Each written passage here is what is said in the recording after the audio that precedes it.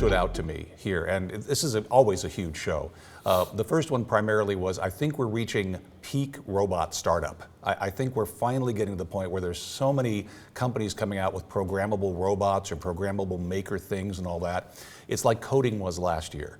And I'm a little concerned about that, because you know a lot of those aren't going to survive. Right. Second is the shrinking footprint of what we used to call the big publishers, the big companies. Yeah. Pearson is smaller this year than before. I think McGraw-Hill's about the same size. Yeah. HMH is not huge anymore. Right. And the flip side of that is the technology companies are massive. Yeah. Microsoft's booth is mobbed because of Minecraft EDU, the maker stuff they're doing.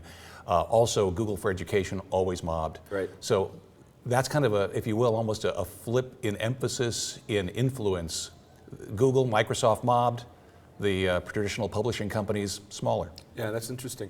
What sort of effect does that have on the average educator who's looking to get technology? Do they now just, when you talk about big companies like that, they're not going to go out and get it themselves, right? They're going to wait for their principal, their school level, or even the district to kind of start bringing that technology to them?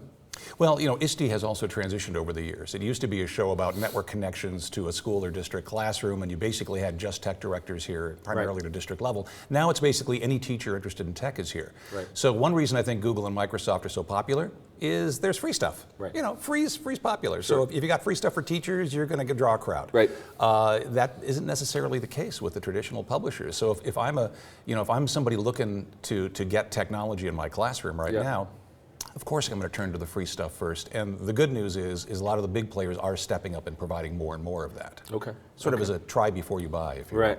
So what do you see on the horizon over the next couple months in terms of, robots going down? Yeah. Has the maker movement kind of hit a similar sort of path, or? No, I think the maker movement will continue in various iterations. It's just certain companies may not do as well as they thought in selling stuff for the maker movement. I mean, the maker movement is about making stuff from other stuff, and that other stuff can be anything. It doesn't have to be a commercial package.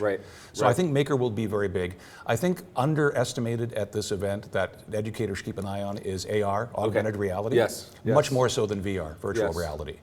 Virtual reality is a great way to show how far you can throw up after you put the headset on. You know, but AR allows you to put historical layers, other information, architectural layers on stuff people are already seeing.